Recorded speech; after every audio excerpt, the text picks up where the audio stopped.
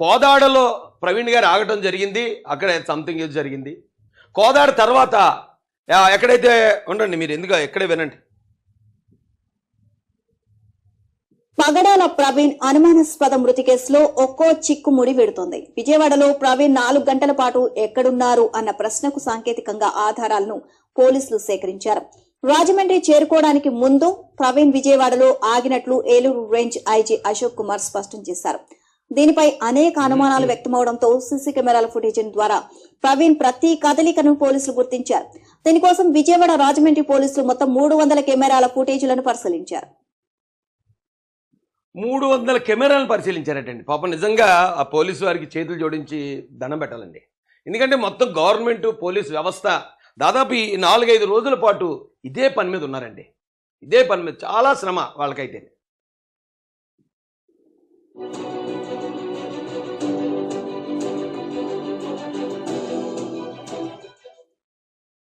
Pastor Praveen ఈ నెల 24న ఉదయం 11 గంటలకు హైదరాబాద్ నుంచి బయలుదేరారు. అదే రోజు మధ్యాహ్నం సమయంలో కోదాడలో మద్యం కొనుగోలు చేసి ఫోన్ పే ద్వారా చెల్లించారు.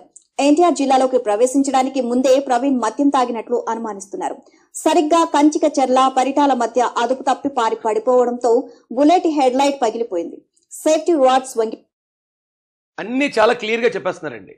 అన్నిటికీ ఆధారం పోలీసు దగ్గర ఉంది. ఈ రోజున ఇప్పుడు కూడా దీన్ని తప్పుదారి పట్టించాలి. ఇప్పుడు కూడా ఇవి ఇంకా పోలీసులు రిలీజ్ చేయలేదు, ఇవి ఇంకా ఏలో చేశారు, అలా చేశారు, ఎలా చేశారని ఇంకా క్రిస్టియన్ సమాజాన్ని, అమాయకమైన క్రైస్తవులను మోసం చేయడానికి కొంతమంది ప్రయత్నాలు చేస్తూనే ఉన్నారు. దయచేసి నిజాన్ని గ్రహించండి. ఇది తప్పుదారి పట్టించాల్సిన అవసరమో, క్రియేట్ చేయాల్సిన అవసరమో, పోలీస్ డిపార్ట్మెంటు, రాష్ట్ర ప్రభుత్వం మొత్తం తారుమారు చేయాల్సిన అవసరం ఎవ్వరికీ లేదు. ఆల్రెడీ కంచికచర్ల దగ్గరే ఆయన ఒకసారి పడిపోయారు. కోదాడలో సంథింగ్ చేశారు. కంచికచర్ల ముందే పడిపోయారు ఆయన. అక్కడే హెడ్ లైట్ పగిలిందట. గొల్లపూడిలో ఆయన పెట్రోల్ కొట్టించారట. గొల్లపూడిలో పెట్రోల్ కొట్టించినప్పుడు ఆ పెట్రోల్ బంక్ సీసీ కెమెరా క్లియర్గా ఉంది. అవన్నీ క్లియర్గా ఉండబట్టే ఏబిఎన్కి లీక్ ఇచ్చారు.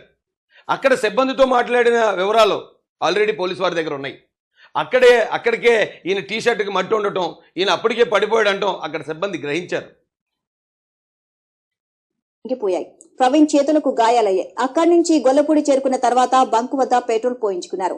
అప్పటికే ప్రవీణ్ మాట్లాడలేని స్థితిలో ఉన్నట్లు బంకులోని ఉద్యోగులు పోలీసులకు తెలియజేశారు. అప్పటికే ప్రవీణ్ చేతులపై కొట్టుకుపోయినట్లుగా గాయాలు ఉన్నాయని, బుల్లెట్ హెడ్ లైట్ ఊడిపోయి ఉందని బంకు సిబ్బంది వివరించారు. దీనికి సంబంధించిన సీసీ కెమెరాల ఫుటేజ్ ను పెట్రోల్ బంకు నుంచి పోలీసులు స్వాధీనం చేసుకున్నారు.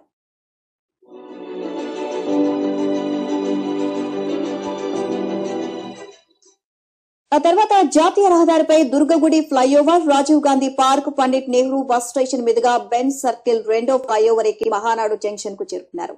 ఆ మార్గంలోని అన్ని సీసీ కెమెరాల్లో ప్రవీణ్ బుల్లెట్ పై వెళ్తున్న దృశ్యాలు కనిపించాయి. మహానాడు కూడలి దాటాక రామర్పాడు రింగ్ వస్తుంది. అక్కడ సీసీ కెమెరాలను పరిశీలించిన పోలీసులకు ప్రవీణ్ కనిపించకపోవడంతో మహానాడు కూడలి రామవర్పాడు రింగుకు మధ్యలో ఏదో జరిగింది అని అనుమానించారు. అయితే రామవర్పాడు రింగుకు 10 మీటర్ల దూరంలోనే వోక్స్ వ్యాగన్ షోరూం కు ఎదురుగా జాతీయ రహదారిపై బుల్లెట్ పై నుంచి ప్రవీణ్ పడిపోవడంతో అక్కడే ఉన్న ఆటో డ్రైవర్లు ట్రాఫిక్ ఎస్ఐకి విషయం చెప్పారు. ప్రవీణ్ ను పైకి లేపి పక్కన ఉన్న రైలింగ్ వద్ద కూర్చోబెట్టారు. మద్యం మత్తులో వాహనం నడపడం నేరమని కౌన్సిలింగ్ ఇచ్చారు. ఆ తర్వాత ప్రవీణ్ బుల్లెట్ పై ఏలూరు వైపు బయలుదేరారు. ట్రాఫిక్ ఎస్ఐ వద్దని వారించినా ఆయన ఆగలేదు. ఈ దృశ్యాలు ఎనోటెల్ హోటల్ సీసీ కెమెరాలు రికార్డ్ అయ్యాయి. టోల్ గేట్లు దాటుకుని ఏలూరు చేరుకున్నాక అక్కడ టానిక్ వైన్స్ లో మద్యం కొని వన్వే చేశారు. ఇక సీసీ కెమెరా ఫుటేజ్ ను కూడా పోలీసులు స్వాధీనం చేసుకున్నారు.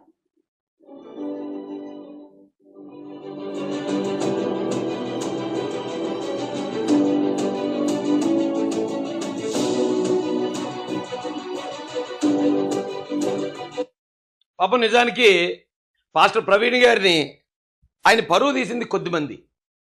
నిజం చెప్పాలంటే పాస్టర్ ప్రవీణ్ గారు అక్కడ అమెరికాలో ఎక్కువ కాలం అమెరికాలో ఉండే వ్యక్తి. అమెరికా అంటే కోల్డ్ కంట్రీ, అది చాలా చలి. అక్కడ ఉన్న చాలామందికి లిక్కర్ హ్యాబిట్ అనేది చాలా సర్వసాధారణం. ఇక్కడ ఆయన చేసింది కూడా, ఒకవేళ ఆ రోజంతా కూడా నేను గమనించింది ఏంటంటే ఆయన దేనికో టెన్షన్లో ఉన్నాడు, డిప్రెషన్లో ఉన్నాడు. ఆ డిప్రెషన్ వల్ల ఆయన ఉదయమే ఒంటరిగా బయలుదేరడం, ఏదో సంథింగ్ జరగడం జరిగింది. అక్కడ ఆయన టైం బాగలేదు, దేవుడు ఆయనకి అంతవరకు ఆయుష్ ఇచ్చారు, ప్రమాదంలో చనిపోయారు. అక్కడితో అది అయిపోయింది. ఆ ఫ్యామిలీ మాకు బాడీని అప్పగించండి, పోస్ట్ మార్టం కూడా అక్కర్లేదని చెప్పారు. వారికి మనం అప్పగిస్తే పోస్ట్మార్టం చేసి అప్పగించినా అది సింపుల్గా చాలా గౌరవప్రదంగా జరుగునండి. ఇక్కడ ప్రవీణ్ గారిని ఏం తప్పుపట్టలేం, ప్రవీణ్ గారి కుటుంబాన్ని ఏం తప్పుపట్టలేం. కానీ దీన్ని కొంతమంది స్వార్థ ప్రయోజనాల కోసం వాడుకున్నారండి. చాలా జాగ్రత్తగా ఇప్పటికి కూడా ఇంకా చాలా రూమర్లు క్రియేట్ చేస్తున్నారు. లేదు అక్కడ ఉన్నది అతను కాదు, వేరే ఫోటో ఏదో మార్పింగ్ చేసి అక్కడ పెట్టడం, లేదా ఈయన ఎక్కడైతే రామవరపాడు రింగ్ దగ్గర కూర్చొని ఉన్నాడు కదా, కూర్చొని ఉన్నది అది ఏలో జనరేట్ చేసిన ఫోటో. ఇలాంటి చాలా చీప్ మెంటాలిటీతో చేస్తున్నారు. ఇంకా ఇక్కడ ఎక్స్పర్ట్ పోలీసులు డైరెక్ట్ సీసీ ఫుటేజ్లతో పాటు ప్రతి చోట ఉన్న సాక్షుల వాంగ్మూలాలని, ఈయన ఎక్కడెక్కడ ఫోన్ పే చేశాడో ఆధారాలన్నింటినీ కూడా పకడ్బందీగా సమీకరించి కూర్చున్నారు. వీళ్ళు ఇది రిలీజ్ చేశారు. ఇది రిలీజ్ చేయగానే దీని మీద అనుమానాలు వ్యక్తం చేస్తున్నారు. రేపు ఇంకోటి వస్తుంది. ఈసారి మళ్ళీ పోలీసులు కూర్చున్నారంటే ప్రెస్ మీట్ ముందు దీనికి ఉన్న మొత్తం లింకులన్నిటితో పాటు ఎక్కడెక్కడ ఏమేమి పర్చేజ్ చేశారో దాని ఫోన్పే వివరాలతో పాటు పోస్ట్ మార్టం రిపోర్ట్లో ఏమొచ్చిందనేది కూడా పక్కా ఆధారాలతో బయటపడేస్తారు. ఏ డౌట్ లేదు ఇందులో. అయితే ఇది ఇంతవరకు రాకపోనండి. నేను స్టార్టింగ్ నుంచి బాధపడేది ఏం బాధపడ్డానంటే, ఎవరికైనా జరుగుతుంది, ఎవరికైనా ఆ టెన్షన్లు ఉంటాయి, ఎవరికైనా జరిగేదే. కానీ దీన్ని ఇంత రచ్చ చేసి ఆ చనిపోయిన తర్వాత కూడా ఆయన పరువు తీశారు. ఆయన పరువు మాత్రమే కాదండి, క్రిస్టియన్ కమ్యూనిటీ పరువు మొత్తం తీశారు 4-5 కలిసి. చాలామంది చాలా తెలుగుగా బిహేవ్ చేస్తున్నాం మేము అనుకున్నారు. లేదు ఈ ఇష్యూని అడ్డుపెట్టుకుని మనం గట్టిగా చేసేస్తే రేపు పొద్దున క్రిస్టియానిటీ మీద ఏమి జరిగినప్పుడు ఎవరన్నా భయపడతారు, లేకపోతే గవర్నమెంట్ చర్యలు తీసుకుంటుంది, మన జనం ఇప్పుడే చూపించాలని కొంతమంది మాట్లాడారు.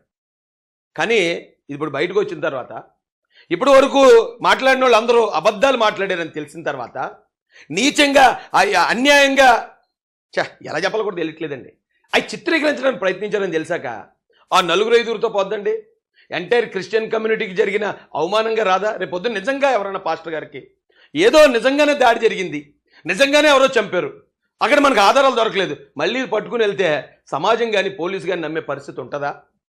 ఎందుకు మనం అబద్ధం చెప్పాలి? దేవుడు మనకు అబద్ధం చెప్పమని చెప్పలేదు కదా. మన తెలివితేటలు ఎందుకండి? మనం నిజమే చెప్తే దేవుడే చేస్తారు కదా, దేవుడే గెలిపిస్తాడు కదా. ఇప్పుడు క్రైస్తవులందరూ నమ్మకం అదే కదా. ఇంకోటి మరీ చెప్తున్నాను, అన్నీ ఇప్పుడు దాకా చెప్పిన ఈ వివరాలన్నీ కూడా పకడ్బందీగా పోలీసు దగ్గర ఉంటే తప్ప ఇలా మెయిన్ మీడియాకి లీకులు రావు. ఇవన్నీ వాస్తవాలే. మనం నిజం ఒక్కోసారి మనకి కర్ణ కఠోరంగా ఉంటుంది. నిజం ఎప్పుడు అది రాక్ సాలిడ్గా ఉంటుంది. మనం అనుకున్నది నిజం అవ్వాలని ఉండదు. మనం 1,00,000 మంది కాదు 10 లక్షల మంది అనుకున్నా అది నిజం అయిపోదు. నిజానికి ఆధారం ఉంటుంది ఎప్పుడు, అబద్ధానికి ఆధారం ఉండదు. ఇప్పటి వరకు చాలామంది చెప్పారు ఇది హత్యే అని చెప్పినోడు ఎవడో కూడా అది హత్య అంటానికి ఒక ఆధారం, బలమైన ఆధారం ఇప్పుడు చూపించలేపాడు. ఇప్పుడు మొత్తం పోలీసు ఎక్కడి నుంచి కోదాడి నుంచి తీశారు. కోదాడి నుంచి ఉన్న పూర్తి వివరాలు మనకి ఈ వీడియోలో టక్మని చెప్పేశారు ఏబీ అన్నాడు. విజయవాడలో ఆయన ఎక్కడెక్కడ తిరిగారు, రింగ్ సెంటర్ ఎక్కడుంది, రామారపాట్లో ఎంతసేపు కూర్చున్నారు, ఆయన ఎక్కడ పడుకున్నారు, 2-3 గంటల సేపు పడుకున్నారు. ఆయన చిన్న పార్క్ లాంటి పోలీస్ అవుట్ పోస్ట్ దగ్గర ఉన్న చిన్న పార్క్ లాంటి దగ్గర 2-3 గంటల సేపు పడుకుని ఉన్నారు. ఏమో ఆయనకేం టెన్షన్ ఉందో, ఆయనకేం బాధ ఉందో మనం చెప్పలేము దాని గురించి. ఆయన నేను ఏ విధంగా తప్పు పట్టలేను, ఎందుకంటే ఆయన గురించి నాకు తెలుసు. ఇంకా మీకు ఇంకో సీక్రెట్ కూడా చెప్తాను. ఆ రోజు పోలీస్ స్టేషన్ ఏదైతే ఫస్ట్ రోజు పోస్ట్మార్టం దగ్గరికి వెళ్ళాం, ఇంకా అప్పుడు పోస్ట్మార్టం జరగట్లేదు. పోలీసులు అందరూ మమ్మల్ని రూమ్లోకి పిలుస్తారన్నాను కదా. ఆ రూమ్లోకి పిలిచినప్పుడు ఒక ఎస్ఐ నాతో అన్నారండి, ఏమంటే రాజేష్, నేను అడిగాను ఎందుకు దాచుకుంటారు ఇవన్నీ బయట పెట్టండి, ఇవన్నీ బయట పెడితే జనాల్లో ఆందోళన తగ్గుతుంది, మీరు ఎందుకు దాచుకుంటున్నారు, ఇది ఒకవేళ యాక్సిడెంట్లో కనిపిస్తే చెప్పండి, అది మీరు చెప్తే బాగుంటుంది. ఇక నేను చెప్పాను, నన్ను మొత్తం బ్యాడ్ చేయనే తయారయ్యారు చాలామంది రాజకీయం కానీ, చెప్పండి అంటే ఆయన మాట అన్నాడండి నాతోటి. రాజేష్ గారు ఇక్కడ కొవ్వూరు దగ్గర ఆయన ఇలా తూగుతూ వస్తున్నారు కదా, ఇలాంటివి కనుక అప్పటికి ఇంకా ఆ వీడియో బయటకు అఫీషియల్గా రిలీజ్ అవ్వలేదు. బయటకు వెళ్తే ఈయన శత్రువులు ఉంటారు కదా, ఇగో తాగేశాడు అది ఇదని చెప్పి వాళ్ళు ఏదైనా అలా హేళన చేయొచ్చు. హేళన చేస్తే అప్పుడు వీళ్ళ కోపాలు వస్తాయి, 2 వర్గాల మధ్యలో గొడవగా మారిపోద్ది కదా సార్ అన్నాడు. నాకు ఆ మాట ఆ రోజు నేను మా చింతలూరులో పాస్టర్ గారు ఉన్నారు అబ్రహం గారని, కావాలంటే మీరు అడగండి. నేను ఆయన మాత్రం అనుకున్నాం, అన్నా ఏంటి ఇలాగ అన్నట్టు అన్నారు. నాకు తెలిసి ప్రవీణ్ గారికి ఎలాంటి అలవాటు లేదు నాకు తెలిసినంత వరకు. అంటే ఆయన కూడా అన్నాడు, అబ్బాయి అలా ఉండదండి పాస్టర్ గారు, ఆయనకు ఉండదు అన్నారు. మీ ఇద్దరు మాట్లాడుకున్నాం అది. కానీ నేను నమ్మలేదు, అలా జరుగుంటుందంటే నేనే నమ్మలేదు. కానీ నిజాలు ఇన్ని ఆధారాలు వచ్చాక నమ్మి తీరాలి కదా. సరే ఓకే, ఆయనకి ఏం టెన్షన్లు ఉన్నాయో, ఏ బాధ ఉందో, లేకపోతే అంత అలా ఎప్పుడూ అంత యాక్టివ్గా అంత మంచిగా ఉండే వ్యక్తి ఆ రోజు ఆయన అలా బిహేవ్ చేసాడంటే ఖచ్చితంగా ఆయనకుండే కారణాలు ఆయనకు ఉంటాయి. అది ఆయన పర్సనల్ లైఫ్, ఆ లైఫ్ మనకు అనవసరం. ఆయన ఎప్పుడు నా లైఫ్లో తొంగి చూడండి నేను పెద్ద నీతిమంతుడు లేకపోతే నేను ఇంకోటి అని చెప్పి ఆయన చెప్పలేదు, వాళ్ళ కుటుంబం కూడా చెప్పలేదు. ఆ రోజు చెప్పారు పోలీసులు. చాలామంది అంటున్నారు పోస్ట్ మార్టం అప్పుడే ఎందుకు రిలీజ్ చేయరు. ఇప్పుడు ఇన్ని ఆధారాలతో చూపిస్తే తప్ప చూపించిన కొంతమంది నమ్మట్లేదు. అప్పుడు అలా చేస్తుంటే అంతమంది జనం ఏం చేద్దరు తెలుసా, రాజమండ్రి మొత్తం తగలబెట్టిద్దరు ఆ రోజు. ఎందుకంటే అక్కడ రెచ్చగొట్టేవాళ్ళు కొంతమంది దూతలు ఉన్నాయి, సైతం దూతలు. ఆ దూతలు ఆ రేంజ్లో రెచ్చగొడుతున్నాయి జనాల్ని. నిజం చెప్పేవాడిని కూడా అది నమ్మే పరిస్థితి లేదు. అంటే నన్ను కూడా మొత్తం నాకు బౌండరీలు పెట్టేశారండి. హర్ష్ కుమార్ గారు ఏమో లేదు, ఆయన కొట్టబోయారు పారిపోయాడు అని చెప్పేసి ఆయన అన్నాడట. మరి నన్ను అన్నాడు, ఎవరిని అన్నాడో తర్వాత ఇష్యూ. ఇంకొకరు అయితే ఆ రాజేష్ మాసాన అధికార ప్రతినిధి టీడీపీ ఇక్కడికి వచ్చి టీడీపీ మొత్తం టాపిక్ డైవర్ట్ చేసేస్తుంది, టీడీపీ తప్పుదారి పట్టించేస్తుందని మొత్తం చెప్తే నేను ఇదాడరా బాబు, నేను అక్కడికి వెళ్తే మళ్ళీ ఇదంతా ఎలా చేసేలా ఉన్నారని రెండో రోజు వెళ్ళటం మానేశాను.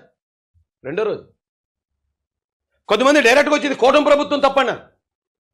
హర్ష్ కుమార్ గారు డైరెక్ట్ కూటమి ప్రభుత్వం అన్నారు. కేఏ పాల్ గారు డైరెక్ట్గా వచ్చి పవన్ కళ్యాణ్ గారు అన్నారు. మరొకటి వచ్చి ఇది కూటమి ప్రభుత్వం, చంద్రబాబు నాయుడు గారు క్రిస్టియన్స్ అలాగన్నారు ఇలాగన్నారు, అలాంటి గవర్నమెంట్లో మేము ఉన్నామని చెప్పి మరొకటి రెచ్చగొట్టాడు. ఏం కారణాలండి? ఏంటి కారణం ఏంటి? అక్కడ ఏం జరిగింది ఇంకా పూర్తిగా కన్ఫర్మ్ అవ్వకుండానే ఎందుకు మీరు ప్రభుత్వాల మీదకి, పోలీసుల మీదకి, క్రైస్తవుల్ని, హిందువుల మీదకి ఎందుకు రెచ్చగొట్టారు? ఈరోజు ఎవడు చెప్తాడు సమాధానం?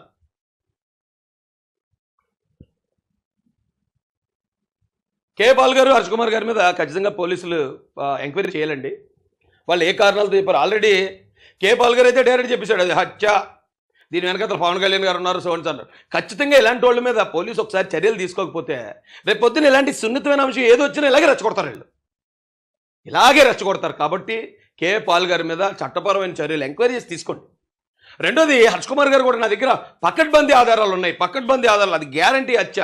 నాకు పోస్ట్ మార్టం చేసిన డాక్టర్ కూడా చెప్పాడు అది హత్య అని. చాలా పబ్లిక్గా డంకా బజాయిని చెప్తూ ఉంటే ఒకనొక స్థాయిలో నాకే డౌట్ వచ్చింది, ఏమో ఒకవేళ నిజమేమో. అందుకే నేను ఇప్పుడు దాకా అది సూసైడ్ అంటాను, నాకు అన్ని విధాలుగా నా దగ్గర చాలా ఆధారాలు ఉన్నాయి. కానీ యాక్సిడెంట్ అంటానికి చాలా ఆధారాలు ఉన్నా కూడా నేను మాట్లాడలేకపోయాను. ఎందుకంటే ఇంత స్ట్రాంగ్గా చెప్తుంటే ఏమన్నా చెప్పిన తర్వాత ఏమో ఏదైనా అయితే మొత్తం నాతో పోదు కదా, నేను అధికార ప్రతినిధి, నేను ఏం మాట్లాడినా నా పార్టీ మాట్లాడినట్టు పార్టీని బ్యాట్ చేస్తారని నోరు మూసుకుని ఉన్నాను నేను. మరి అంత పకడ్బందీగా ఎలా చెప్తారు ఆయన? కూటమి ప్రభుత్వం ఇది తారుమారు చేస్తుందని హర్ష్ కుమార్ గారు ఎలా మాట్లాడతారు? ప్రభుత్వం ఏం తప్పు చేసిందని ఆయన చూశాడు అంటే రాజకీయంగా వాడుకోవాలని వీళ్ళిద్దరూ ప్రయత్నం చేశారు. ప్రవీణ్ గారి చావుని, ఆయన డెడ్ బాడీని, ఇంకా సూటిగా చెప్పాలంటే ఆయన శవాన్ని రాజకీయంగా వాడుకుందామని చూశారు వీళ్ళిద్దరు. వాళ్ళ మీద పోలీసులు చర్యలు తీసుకుని తీరాలి. వీళ్ళు మాట్లాడిన పట్టుకుని వచ్చి ఒకవేళ మేమన్నా మీ దగ్గర తీసుకొస్తామండి. ఎందుకంటే నిజంగా క్రైస్తవులు శాంత పరులు కాబట్టి సరిపోయింది. కానీ వీళ్ళు రెచ్చగొట్టిన విధానానికి అదే చనిపోయింది ఒక హిందువు అయి ఉండి హిందువులు కనుక అలా రెచ్చగొట్టుంటే వాడికి రాష్ట్రం అంతా తగలబడిపోను, అంత స్థాయిలో రెచ్చగొట్టారు. మరి ఏంటి, కేవలం రాజకీయ ప్రయోజనాల కోసమా? రాజకీయం కోసమేనా? రాజకీయం కోసం ఇంతమందిని రెచ్చగొట్టి ఇదంతా నిజమే మర్డరే మొత్తం క్రైస్తవులు అందరితో చెప్పించారు. ఇప్పుడు సమాజం ముందు క్రిస్టియన్స్ అందరూ అబద్ధం చెప్పినట్టు రిజిస్టర్ అవుతారు కదండి. ఏంటి క్రైస్తవులు ఇంత అబద్ధం చెప్తున్నారేంటి, అక్కడ అంత అలా జరిగినా సరే ఇలా బొకాయిస్తున్నారేంటి, ఏంటి వీళ్ళ పద్ధతి ఏంటని, అది మొత్తం ఎంటైర్ క్రిస్టియానిటీకి అవమానం కదా. ఇక వీళ్ళ ముగ్గురు పరిస్థితికి వస్తే వీళ్ళ ముగ్గురు పాస్టర్లు అని చెప్పుకుంటున్నారు. ముగ్గురు పాస్టర్లు అని చెప్పుకుంటూ ఇక వీళ్ళు దారి తప్పించినంతగా ఇంకెవరూ దారి తప్పించలేదండి మొత్తం కేసుని. ఈయనైతే విజయ్ కుమార్ గారు నాకు పరిచయమే అయినా, కానీ తప్పు చేస్తే ఎవరైనా తప్పే అంటాను నేను. విజయ్ కుమార్ గారు రాత్రి కూడా ఈ సీసీ ఫుటేజ్లు ఇవన్నీ రిలీజ్ అయిన తర్వాత కూడా ఇప్పుడు కూడా ఇంకా ప్రజలు తప్పుదారి పట్టిస్తున్నాడు ఆయన. అదంతా కూడా తప్పే. నా దగ్గర అసలైన ఆధారాలు ఉన్నాయి, ఆ ఆధారాలన్నీ పట్టుకుని ప్రెస్ మీట్ పెడతాను. నీ దగ్గర అన్ని ఆధారాలు ఉన్నప్పుడు మీరు ఎందుకు వచ్చి పోలీసులు ఇప్పుడు దాకా కలవరు? ఇప్పుడు కూడా కలవకుండా నేను ప్రెస్ మీట్ మాత్రమే పెడతాను అంటం ద్వారా ప్రజల్ని ఏం చేద్దామని ఈ ప్రయత్నం. ఈయన వచ్చాడు, ఈయన డైరెక్ట్గా గవర్నమెంట్ని, చంద్రబాబు నాయుడు గారినే డైరెక్ట్ టార్గెట్. తెలుగుదేశం అధికార ప్రతినిధి అని రాజేష్ మాస్ అని టార్గెట్. అంటే ఇది కంప్లీట్గా తెలుగుదేశం మీద రుద్దేయాలనే ప్రయత్నం ఇతను చేశాడు. ఏంటి కారణం? ఈయనైతే ఇక ఈయన చెప్పే వర్షనే చాలా డిఫరెంట్గా ఉంటుందండి, చాలా డిఫరెంట్. అప్పుడు దాకా ఒకటంటే పోలీసులు దానికి ఆధారం చూపించారు అనుకోండి, మళ్ళీ మరొకటి అంటున్నాడు. ఆ మరొకటి దానికి ఆధారం వచ్చింది అనుకోండి, మళ్ళీ ఇంకోటి అంటున్నాడు. ప్రజల్ని తప్పుదారు పట్టించడమే పని. అభినయ్ దర్శన్ అటు ఈయన పేరు, వికేఆర్ గారు, అజయ్ అట, వీళ్ళు ముగ్గురు. మళ్ళీ ముగ్గురు పాస్టర్లు అని చెప్పుకున్నారు. ఇందులో ఈయనైతే నేను రాడ్ ఇచ్చి కొడతాను, నేను అలా చేస్తాను ఇలా చేస్తానని చాలా చాలా అగ్రెసివ్ వర్డ్స్. ఎందుకు మీరు పాస్టర్ల ముసుగులో ఉన్నారా? అంటే పాస్టర్లకి చెడ్డ పేరు తీసుకురావడానికి పనిచేస్తున్నారా మీరు? అబద్ధాలను చెప్పడానికి, అబద్ధాలను క్రియేట్ చేయడానికి ఇంత బలంగా పనిచేయాల్సిన అవసరం ఏంటి? పోస్ట్ మార్టం రిపోర్ట్ వస్తే ఒకవేళ మడ్డ అంటే అప్పుడు అందరూ పోరాడతాం కదా. ఈ లోపలనే చాలా చాలా పెంట చేసి పెట్టారండి. కాబట్టి నేను చెప్తున్నాను, నాకు తెలుసు పోలీస్ ఎలా బిహేవ్ చేస్తుందో లేదా గవర్నమెంట్ ఎలా బిహేవ్ చేస్తుందో తెలుసు. ఇప్పుడు బయటపడుతున్నాయి అన్నీ కూడా అవి కంప్లీట్ 100% వాస్తవాలు. అవి మనం ఒప్పుకుని తీరాలి, మనకు నచ్చపోయినా కూడా. ఇంకేమైనా డౌట్లు ఉంటే ఆ డౌట్లు కూడా తెలియజేయండి, పోలీసు వారి దగ్గర తీసుకెళ్ళండి, వాటికి కూడా వాళ్ళు ఆన్సర్ చెప్తారు. అంతే తప్ప ఇంకా ఇలాంటి వాళ్ళు మాటలు నమ్మి లేదు అది హత్యేనంట, అక్కడ ఎవరో ఆయన డ్రెస్ వేసి ఆయన పంపించారట, లేదా ఆ బండి అది కాదట, ఆ బండి మరొకరి పేరున ఉందట. మొన్నదాకా విజయవాడలో చంపేశారన్నారు. విజయవాడ కాదని విజయవాడ దాటిన తర్వాత ఏలూరులో ఈయన పలానా షాప్ దగ్గర ఆగారంటే అయితే అక్కడ ఆగిన తర్వాత అక్కడి నుంచి ఇక్కడికి ఎంత గ్యాప్ వచ్చింది? ఇక్కడ అంటే ఇంకా ప్రశ్నలు రేకెత్తించడం. అంటే ఇంకోటి ఏంటంటే సోషల్ మీడియాలో కూడానండి ప్రవీణ్ గారిని హత్యే అని పెడితే తప్ప చూడట్లేదు ఎవరండి. అందుకని ప్రతి ఒక్కరు అదే పెడుతున్నారు. నేను 2-3 ఛానల్స్కి ఇంటర్వ్యూ అంటే నేను మాట్లాడాను. నేను మాట్లాడిన దానికి కూడా నేను దాన్ని హత్య అన్నట్టు పెడుతున్నారు వాళ్ళ తమ్నైల్స్. ఓడి అమ్మ తమ్నైల్స్ కానీ పాపం మొన్న ఎవరో ఆవిడ అలాగే ఫీల్ అయింది, వాళ్ళ భర్త బతుకుండా కానీ చంపేసినట్టు పెట్టారు తమ్నైల్. ఈ తమ్నైల్ ఏంటయ్యా స్వామి? ఇంత సెన్సిటివ్ విషయాన్ని ఎంత పెంట చేస్తే నిజంగా